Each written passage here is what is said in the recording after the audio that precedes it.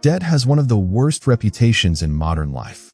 From childhood, we're told it's dangerous, stressful, and something to escape as fast as possible. This belief didn't come out of nowhere. For most people, debt really does feel like a slow leak in their life, draining energy, money, and peace of mind. Think about the average person's first interaction with debt. It usually starts early: a student loan, a credit card, or a car loan that feels unavoidable. At first, it feels empowering. You get access to things you couldn't afford outright, and life feels like it's moving forward. But then reality sets in. The payments show up every month, whether life is calm or chaotic. Now imagine this.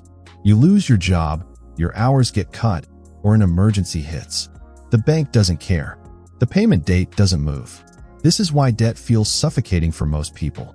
It's rigid, unforgiving, and tied directly to income that can disappear overnight. And because of this experience, society builds a simple rule. All debt is bad. Avoid it at all costs. But here's where things get interesting.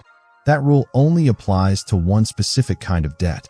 Most people think debt is a single thing. In reality, there are two completely different systems hiding under the same word. The first system is what almost everyone lives in: debt backed by income. This means the bank is trusting your future labor, your ability to wake up, show up, and keep earning. If anything interrupts that flow, the entire structure collapses. That's why this kind of debt feels like a trap. Now let's look at the second system, the one rich people live inside: debt backed by ownership. In this world, the bank doesn't care much about your salary. It cares about what you already control. This is why two people can walk into the same bank and get completely different treatment. Same loan amount, same economy, same interest rates. One gets punished with high interest and strict rules. The other gets flexibility, low rates, and patience. The difference isn't intelligence. It's what stands behind the loan. Let's say two people both want $500,000. Person A is a doctor earning well, but owning very little. Person B owns $10 million in apartments and businesses. Person A asks the bank for a loan. The bank sees risk everywhere. What if they quit? What if they burn out? What if the economy shifts? So the bank protects itself. Higher interest, strict repayment, no flexibility. Now person B walks in. Same request, same amount. The bank barely hesitates. Even if everything goes wrong, the collateral covers the loan multiple times over. So the bank relaxes. Lower interest, interest-only payments, long timelines, same debt, completely different reality. Once you understand that banks lend differently to asset owners, the next question becomes uncomfortable but powerful. Why don't wealthy people rush to pay their loans back? Why do they seem completely relaxed carrying massive debt? For most people, paying off debt feels like freedom. For the wealthy, paying off debt often feels like a mistake. This feels backward until you look at what actually happens when a loan is paid off. When debt disappears, so does liquidity. Let's slow this down with a simple story. Imagine someone owns a rental building worth $5 million. It produces steady rent, grows slowly in value, and is fully paid off.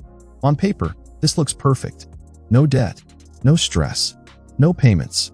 Now that same person wants $500,000 to invest in a new opportunity.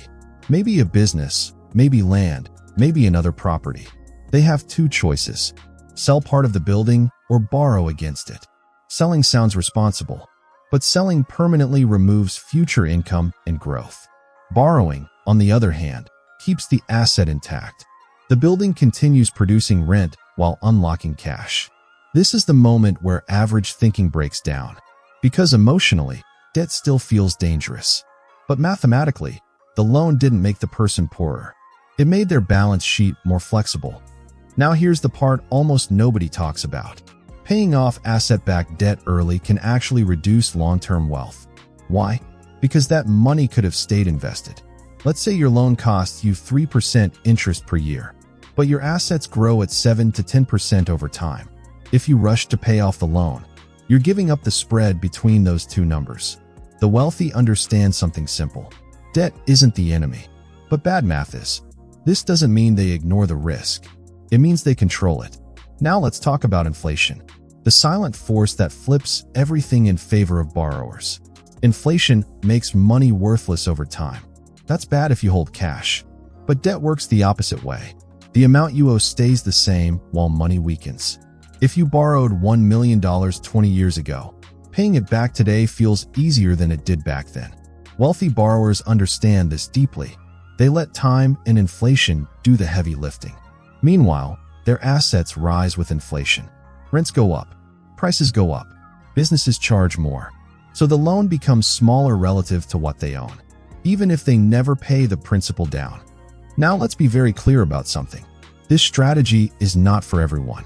When people without assets try to copy this, they reverse the logic and take massive risks.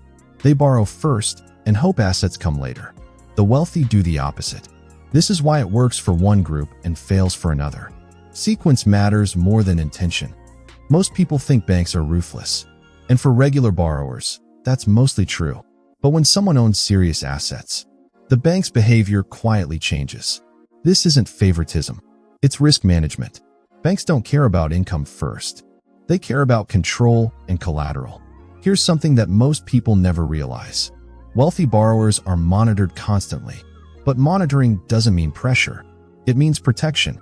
If asset values dip slightly, banks don't panic. They call. They adjust terms. Because forced liquidation hurts everyone, especially the bank. Let's imagine a market crash. Not a headline crash, a real one. Property values drop 15%. Stocks fall 30%. A regular borrower misses payments. The bank reacts instantly. But an asset-heavy borrower? The response is slower and strategic. Why? Because assets still exist. The loan is backed by real value. Temporary price drops don't erase ownership. Most people hear this and think it's reckless. But used correctly, it's strategic. With interest-only loans, cash flow stays high. Instead of killing liquidity, capital stays flexible. Wealthy borrowers use this flexibility to reinvest constantly. Risk feels different when assets cover mistakes. That's the real difference. If one investment underperforms, another one compensates. For people without assets, one mistake can be fatal. This is why copying tactics without foundation fails. Tools don't create wealth. Structure does. At some point, wealthy people stop asking, "How fast can I pay this off?"